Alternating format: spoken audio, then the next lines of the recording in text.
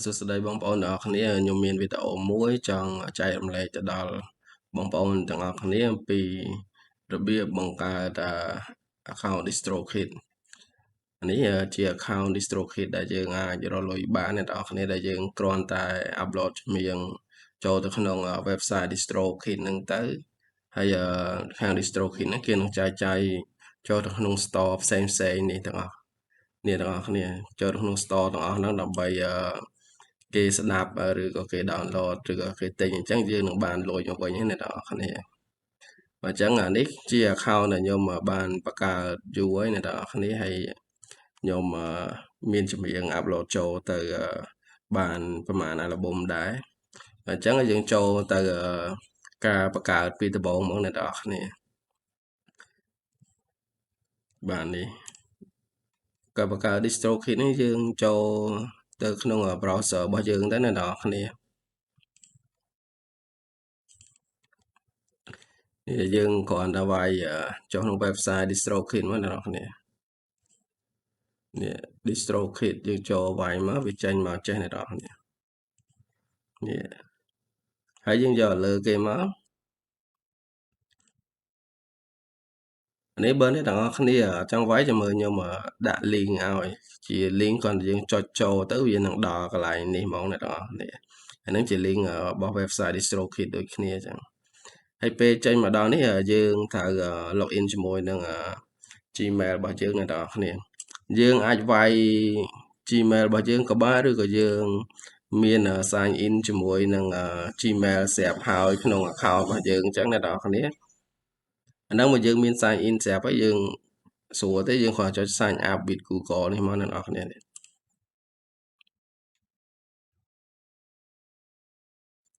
បាទគាត់យើងចុច sign up ទៅវាមកហើយអានេះវា load មកចេញ plan ឲ្យយើងទិញអ្នកទាំងអស់គ្នាអញ្ចឹងយើងអាចជ្រើសរើស plan ទាំង3នេះក្នុងចំណោមទាំង3ហ្នឹងវាយើងពេញចិត្តមួយណាយើងរើសមួយហ្នឹងទៅអ្នកទាំងអស់គ្នានេះវាមានតម្លៃរបស់គេនេះមួយខែនេះ$2ជាងហើយគិតជាឆ្នាំវា$24.99ជាងអ្នកទាំងអស់គ្នានេះ plan នេះហើយវាមានអត្ថប្រយោជន៍ផ្សេងគ្នាអញ្ចឹងហើយអានេះ plan ទី2អានេះគឺ plan ដែលពេញនិយមអានេះ plan ទី3តែ plan នេះមានអត្ថប្រយោជន៍ច្រើនជាងគេអ្នកទាំងអស់គ្នាហើយចំពោះអត្ថប្រយោជន៍ផ្សេងខ្ញុំបានបញ្ចូលនៅក្នុងវីដេអូមួយទៀតអញ្ចឹងខ្ញុំសូមមកប្រាប់ពីរបៀបដែលយើងអាច register ឈ្មោះរបស់យើងចូលនៅក្នុង DistroKid ហ្នឹងហ្មងទៅអ្នកនរគ្នាអានេះនិយាយទៅគឺយើងទិញ plan ណាដែលយើងចង់បានហ្នឹងហើយយើងដាក់វីសាកាតរបស់យើងចូលទៅគឺយើងអាច upload បទចម្រៀងឬក៏បង្ហោះបទចម្រៀងដែលយើងធ្វើហ្នឹងចូលក្នុង DistroKid នឹងបានដើម្បីរកលុយអ្នកនរគ្នា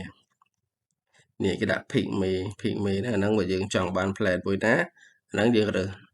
plan មួយហ្នឹងទៅបាទខ្ញុំឥឡូវខ្ញុំឧទាហរណ៍យក plan នេះមួយទៅអានេះមួយឆ្នាំ$24អ្នកនរគ្នាអញ្ចឹងយើងជ្រើសរើសយកហ្នឹងទៅយើងចុចលើពាក្យថា pick me ហ្នឹងទៅបាទពេលនេះវានឹងចូលមកដល់កន្លែងដាក់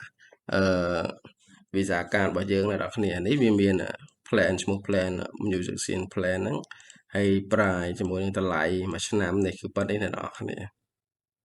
ហើយ upload គឺ upload ចម្រៀងហ្នឹងគឺ unlimited ដូចគ្នាទាំងអស់អ្នកនរគ្នាគឺអត់កំណត់ទេអាហ្នឹងយើង upload ប្រហែលបទក៏បានដែរអ្នកនរគ្នាបាទអ្នកទាំងអស់គ្នានេះជារបៀបឲ្យយើងត្រូវដាក់វីសាកាតរបស់យើងដើម្បី pay លុយទៅឲ្យខាង DistroKid ណាបាទអានេះយើងដាក់ជាមួយនឹងកាតរបស់ ABA របស់យើងឬក៏អីក៏បានដែរវីសាកាតណាអ្នកនរគ្នាតែឥឡូវខ្ញុំលើកឧទាហរណ៍ជាមួយនឹង ABA មួយទៅព្រោះអានឹងវាច្រើនយើងដាក់ជាមួយ ABA អញ្ចឹងតែបងប្អូនខ្លះគាត់មានប្រភេទកាតអីផ្សេងទៀតគេដាក់បានដូចគ្នាដែរបាទអានេះយើងណែហ្មងកាលហ្នឹងយើងដាក់ឈ្មោះមកដូចឧទាហរណ៍យើងឈ្មោះអីចឹងយើងដាក់ឈ្មោះហ្នឹងមកអ្នកនរគ្នានេះខ្ញុំឧទាហរណ៍ទៅខ្ញុំឈ្មោះចេះទៅឧទាហរណ៍អ្នកទាំងអស់គ្នាយើងដាក់ទៅលើឈ្មោះនៅលើកាតរបស់យើងកាតយើងឈ្មោះយើងដាក់ហ្នឹងមកហើយនេះយើងរើសមកប្រភេទវីសាកាតនេះលេខ16ខ្ទង់នេះខ្ញុំឧទាហរណ៍លេខនៅលើនេះមួយនេះអ្នកទាំងអស់គ្នាឧទាហរណ៍នេះកន្លែងដែលខ្ញុំដាក់ម៉ៅលើនេះ លេខ16ខ្ទង់លើកាតរបស់យើងអញ្ចឹងអ្នកនរគ្នាយើងសរសេរលេខនឹងដាក់ចូលមកកន្លែងcard number នេះទាំងអស់គ្នាមកនេះឧទាហរណ៍នេះខ្ញុំដាក់ឧទាហរណ៍ចឹងអ្នកនរគ្នានេះដូចឧទាហរណ៍ថា16ខ្ទង់ចាស់ហើយបន្តមកទៀតយើងចូលមកកាន់កន្លែង expiration នេះអានេះយើងត្រូវវាយចូលដែរយើងមើលទៅលើកាតដែរអ្នកនរគ្នានេះកន្លែងម៉ៅនេះអ្នកនរគ្នាកន្លែងលេខ12 22អាកន្លែងអានេះគ្រាន់តែជាឧទាហរណ៍ទេអានេះបើធៀបប៉ិតហ្នឹងឥឡូវនេះគឺឆ្នាំ2026ហើយតែនៅលើកាតជាការ sample នេះឧទាហរណ៍នេះវាខែ12ឆ្នាំ2022អញ្ចឹងវា expire បាត់ហើយប៉ុន្តែបើធៀបប៉ិតឥឡូវកាតឥឡូវនេះគឺវាឈានទៅដល់2027 28ទៅតាមកាតដែលយើងទៅមកធ្វើអញ្ចឹងណាអ្នកនរគ្នាអញ្ចឹងយើងយកលេខកាតហ្នឹងមកវាយចូលមកកន្លែងក្លោនឲ្យខ្ញុំនេះក្លោននេះអ្នកនរគ្នាយើងវាយតាមគេអញ្ចឹងមកទីហោអញ្ចឹងអ្នកនរគ្នា12តមកយើងដាក់28អញ្ចឹងទៅឧទាហរណ៍ថាកាតយើង28អត់ទាន់ expire អញ្ចឹងហើយកន្លែងនេះអ្នកនរគ្នាកន្លែងហ្នឹងយើងទៅយកនេះ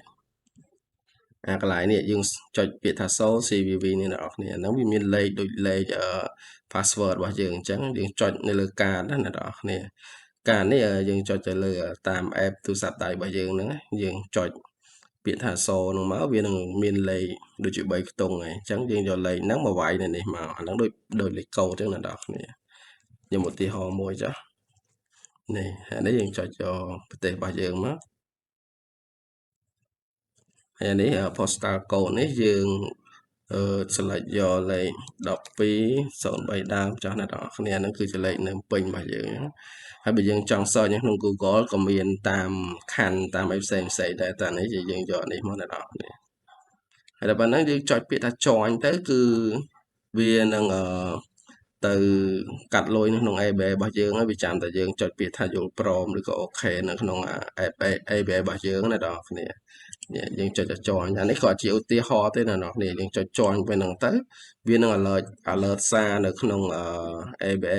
mobile app របស់យើងហើយតែប៉ុណ្្នឹងទៅគឺរួចរាល់ហើយអ្នកនរគ្នាហើយពេលដែលយើងភ្ជាប់ហើយអស់វានឹងចេញរបៀបចេះវិញអ្នកនរគ្នាវានឹង load មកអញ្ចេះ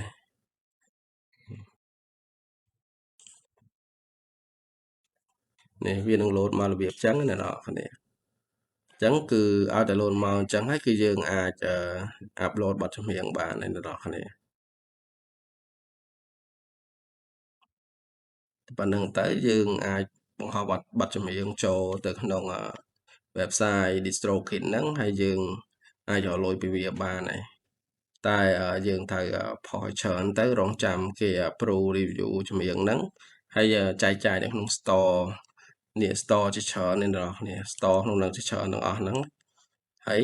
ពេលដែលមានគេស្ដាប់មានគេ download អីគឺយើងបានលុយតាមហ្នឹងឯអ្នកនរគ្នា